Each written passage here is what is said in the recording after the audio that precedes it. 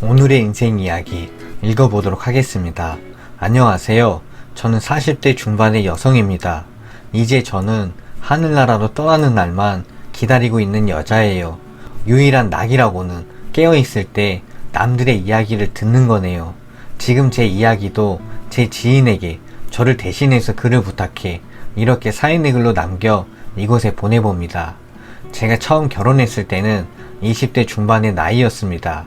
그때는 남편이 무능력한지도 몰랐고 그저 어린 마음에 남편이 하는 허세적인 이야기들이 모두 사실인 줄 알았어요. 뭐 자기가 얼마나 대단하고 아버지는 또 대학 교수고 자기 역시 명문대에 나왔고 대기업 다닌다며 어쩌고저쩌고 허세 떨던 그 남자. 저는 그 남자가 왜 저 같은 여자를 좋아하는지 잘 몰랐지만 그냥 좋다고 하니 저는 마냥 바보처럼 신데렐라가 된 기분이었습니다. 저보다 5살이나 많았던 그 남자의 허세에 속아 끝내는 계획에도 없던 임신을 하게 되었고, 그렇게 어쩔 수 없이 결혼식을 준비하면서 그 남자의 모든 진실을 알게 되었었죠. 결혼하고서 알고 보니 명문대는커녕 명문대 지방 캠퍼스를 나왔고 대기업도 정식 직원이 아니라 하청업체에 다니고 있었으며 조선소에서 일하다가 계약직으로 이직한 사람이었습니다.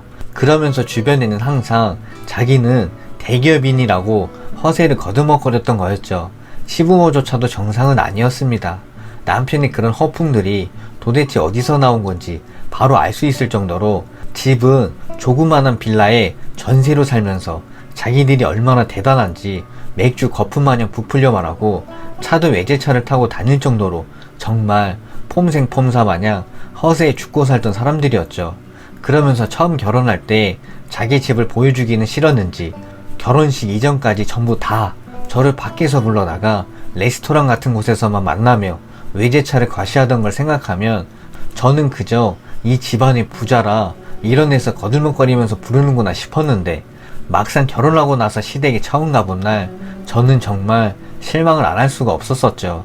제가 속물이라면 속물이겠지만 남편이 저에게 말했던 것과 진실은 전혀 180도가 달랐습니다. 시아버지도 교수라고 끝끝내 결혼식까지 우겼지만 알고 봤더니 예전에 잠시 시간 강사 비슷하게 대학에서 일한 게 다였고 지금은 어디 회사 다니면서 월급쟁이밖에 안 되었죠. 그래도 한때나마 진짜로 잘 살던 시기가 있었던 것 같은데, 남편이 고등학교 때 부도가 난 이후로는 그때부터 주변 사람들에게 저렇게 허풍을 치며 사는 게 낙인 것만 같았습니다. 당연히 지방대학 출신에 어리숙했던 제가 처음에는 마음에 안 들었으면서도 저를 며느리로 받아들인 이유는 알 것만 같았죠. 저희 집이 그래도 엄청 가난하진 않았거든요. 지방에서 저희 부모님께서는 낙농업을 하시며 제 서울 생활비를 대줄 만큼 가난하지는 않았습니다. 그래도 큰딸 결혼한다고 농장 규모를 좀 줄여서까지 저희 결혼 지원을 해주셨기에 시부모가 저를 그나마 좋아했었죠. 근데 막상 결혼하고 보니 너무 얼척이 없을 정도로 집안 꼴이 말이 아니었던지라 저도 차마 모든 사실을 저희 부모님께 털어놓기가 겁이 났습니다. 시부모님이 망한 걸 결혼하자마자 어렴풋이 알고 있었고, 남편이 말한 것들이 모두 사기인지는 결혼하고 1년 반 동안 남편에 대해서도 제대로 몰랐습니다. 저도 정신이 없던 게 결혼한 지 4개월 만에 아이를 출산했었고 육아에만 신경만 쓰고 있으니 남편이 계약직인지 정직원인지 또한 대학이 지방 캠퍼스인지 아닌지를 제가 자기 입으로 말하기 전에는 어떻게 할까요? 대기업 건설사에서 일한다던 남편은 매번 업무를 나가면서 돈을 벌어왔고 하청들이 영업이란 핑계로 자기를 접대한다며 맨날 거드먹거리면서 새벽까지 술이 떡이 되어서 들어오기가 일쑤였죠. 제가 그런 걸로 남편에게 뭐라고 하면 네가 뭘 아냐며 영업이 그리 쉬운 줄 아냐며 이게 다 업무의 연장선이라는 말들을 하며 오히려 저에게 성질만 내었기에 한두 번도 아니고 한 달에 10번 이상 그러는 모습에 저도 점점 지쳐갔었죠. 그러나 초반에는 생활비를 좀 넉넉히 가져다 준다 싶더니 결혼한 지 1년이 다 되어서야 어느 날 남편이 저에게 한다는 소리가 자기가 다른 회사로 이직한다는 거였습니다. 그래서 제가 깜짝 놀라 아니 그 좋은 회사를 나와서 도대체 어디로 가려 하냐니까 나름 자기가 능력이 좋다 보니 다른 회사에서 자기네 스카웃을 했다면서 어디 이름도 듣도 못한 회사로 이직한다길래 제가 따로 알아봤더니 그제서야 자신이 계약직인 걸 말하더군요. 대학도 남편 친구들이 남편이 자기가 명문 K대 나왔다고 우쭐대자 캠퍼스 출신 주제에 잘난 척 그만하라고 핀잔 주면서 알게 되었습니다. 정말 그렇게 하나부터 열까지 남편이나 시부모나 온통 집안이 그냥 거짓의 허풍투성이었죠. 그래도 건설업하면서 받아오는 돈이 꽤나 되었고 그걸로 저와 제 딸 아이에게 잘했기 때문에 그런 남편이라도 받아들였습니다. 20대 중반 아직 어린 나이에 결혼해서 세상 물정을 제가 잘 몰랐던 것도 있었죠. 어디 제대로 물어볼 데도 없었어요. 제 친구들은 제가 첫째 아이 출산할 당시에도 주변에 결혼한 친구가 그때는 한 명도 없었거든요. 그냥 그런가 보다 하고 속은 썩었지만 그래도 딸아이가 좋아하는 아빠이고 가장 노릇은 하니까 그렇게 받아들이려고 했는데 남편이 어느 날 여자 문제로 저한테 한번 걸린 적이 있습니다. 그러자 남편이 저한테 싹싹 빌면서 접대차 간 곳에서 다른 상사들이랑 전부 다 이 차를 나가는데 거기서 어떻게 나만 빼냐고, 같이 나간 부장도 가정이 있는 사람이고 여긴 전부 다 그렇다며 한 번만 용서해달라고 싹싹 빌더군요. 결국 그 일로 접대 안 나간다고 했다가 회사 잘리게 생겼다며 저에게 말을 했고, 차라리 그렇게 돈 안 벌어도 되니까 정상적인 일을 하라고 해서 남편은 저희 친정에서 받은 돈과 그나마 회사 다닐 때 모은 돈으로 가구점을 하겠다며 시작했다가 2년도 안 되어서 말아먹고 다시 또 3개월 빈둥대다가 이번에는 자동차 딜러 한다고 했다가 또 1년하고 실적이 안 나와서 때려치우고 또 몇 달 지나서 외제차 딜러 한다고 나가고, 참 돈을 벌어오기보다는 일했다가 그만뒀다 하니 생활 자체가 안정적일 수가 없었습니다.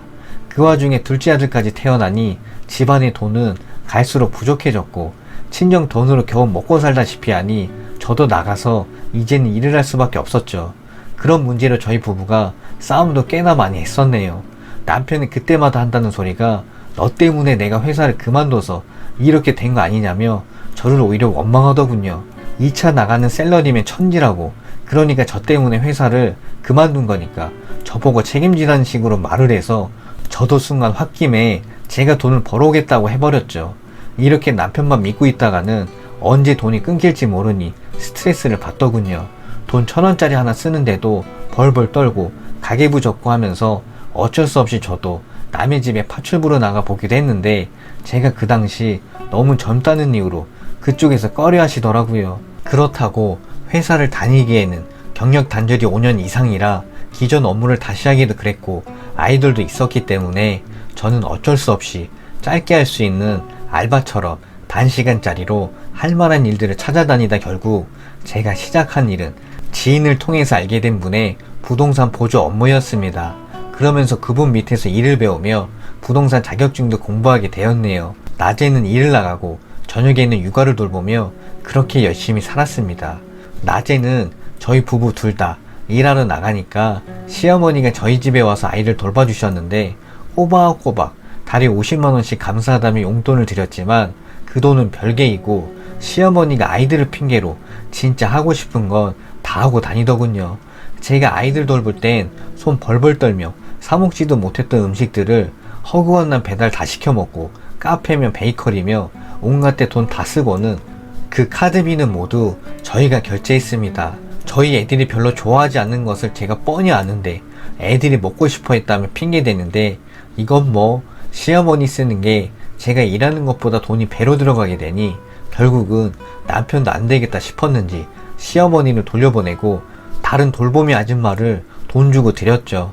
그게 훨씬 돈이 적게 들어갔으니까요. 시모는 남편이 나오지 말라고 하자 애 돌보미 핑계로 돈을 나름 펑펑 쓸 수 있어서 좋았다가 끊기는 게 아쉬웠는지 저희한테는 필요할 때만 부르고 쫓아낸다고 소리 질러대며 싸운 건 슬픈 사건 중에 하나였습니다. 그때부터 돈 조금씩 모아가며 제가 부동산 자격증도 따고 4년을 부동산 업체에서 일하다 저희 사장님께서 소개해 주신 분과 동업을 하여 아파트 재개발 단지 쪽에 공동으로 부동산 사무실을 차리게 되었습니다.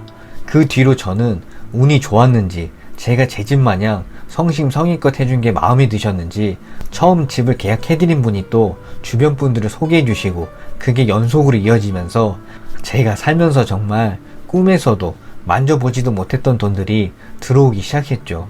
그렇게 5년을 일하면서 모은 돈으로 저는 재개발 지역 저평가된 아파트도 사고 그 아파트가 또 몇 배나 오르면서 진짜 제 기준에는 엄청난 돈인 수십억 단위의 돈들을 만지게 되었습니다.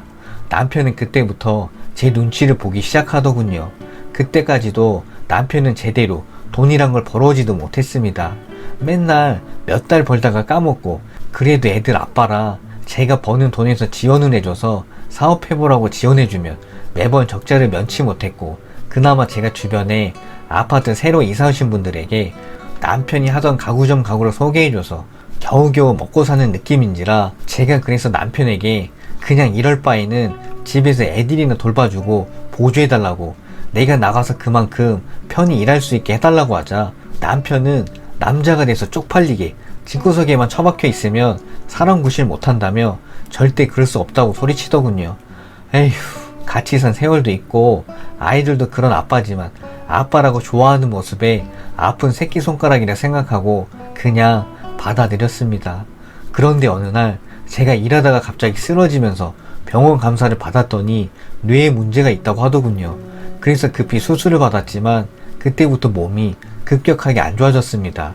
몇 년간의 재활 훈련에도 몸이 안 좋았네요.